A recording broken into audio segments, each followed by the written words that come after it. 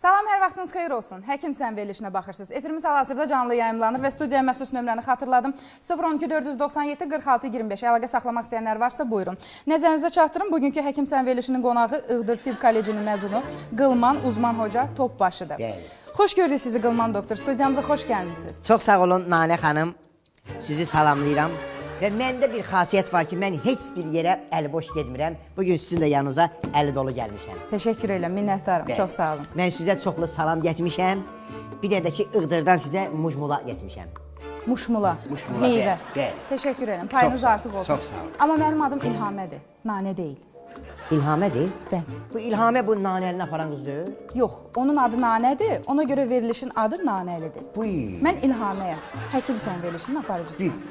Burada cibləri deyir, qulaq gündə bir də söz eşitməsə kar olar. Gör, İlhamə demək. Buyurun Qılman doktor, biraz özünüz haqqında tamaşaçılara məlumat verin, zəhmət olmasa. İlhamə xanım, qəriblikdə yaşayan qardaşımın canına and olsun ki, mən bu dəqiqə reklama ehtiyacım yoxdur. Mənim xəstələrim itə tök deyib dəqiqə. Doktor, canlı efirdəyik, itnə tök nədir? Nuru dində elə demirlər. Həkim adamsınız, siz tibbi terminlərlə danışırsınız. Belə də deyin ki, çoxlu sayda xəstələrim var. Bəli. Yəni sözümün nədir? Mən heç kimə dərman yazmıram ki, birdən pul olmaz da almağa. Məsələn, birin başı ağrıyanda deyirəm get şalla möhkəm sıx, keçdi getdi. Birin nədəki yoga verəndə deyirəm get tum altında. Gündüz nətər. Birin boğazı şişəndə deyirəm ki, soğuk su içmə. Amma mən belə adamam. Bu nə həkimdir tapmışsınız, efirə çağırmışsınız, başqa həkim yox idi.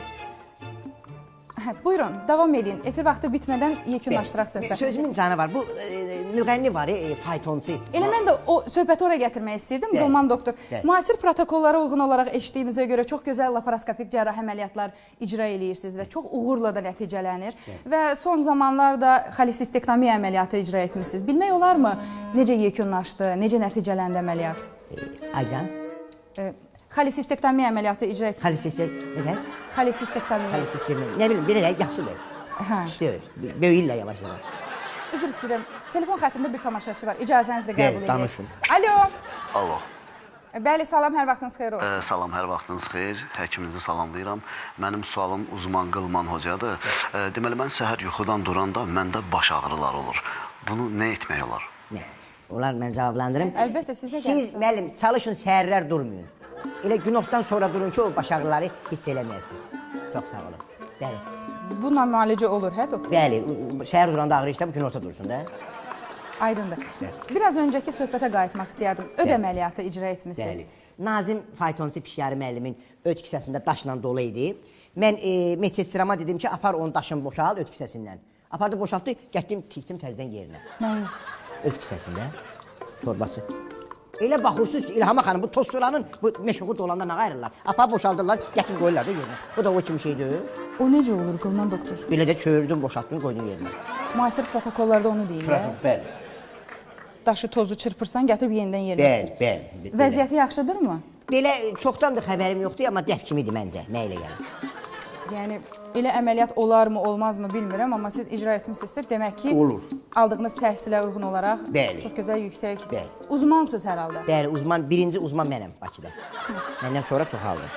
Sizə müraciət edəndə Nazim müəllimin şikayətləri nədən ibarət idi? Yəni, orada patologiya nədən ibarət idi? Canlı orqanizmdir, bioloji faktordur, bilirik ki, orada müxtəlif dəyişikliklər ola bilər. Yəni, mexanizm nədən ibarət idi? Yəni, öd kisəsində problem niyə yarandı? O daş niyə toplandı? Çöküntü mü var idi? Daş sonradan əmələ gəldi? Yoxsa əvvəldən elə nəsə polipləri var idi? Yəni, nə idi səbəb? O çırpanda oradan nə çıxdı? Polip çıxdı, daş çıxdı, nə çıxdı? Polip deyəndə ki, bu... Mən səhv gəlmişəm deyəsən, nə elə suala verirsiniz? Həkim sən verirsiniz? Həkim səndə öd kisəsində polip... Uzun sual olar, onun əvvəli yadımdan çıxdı sualın. Mən dedim yavaş-yavaş. Yəni, hansı patologiya ilə sizə... Patologiya mən bilmirəm, valla patologiya, o patolog ustalarına da. Mənim patologiyam, mən darıxdım. Sağ olun, mən dedim, patologiya...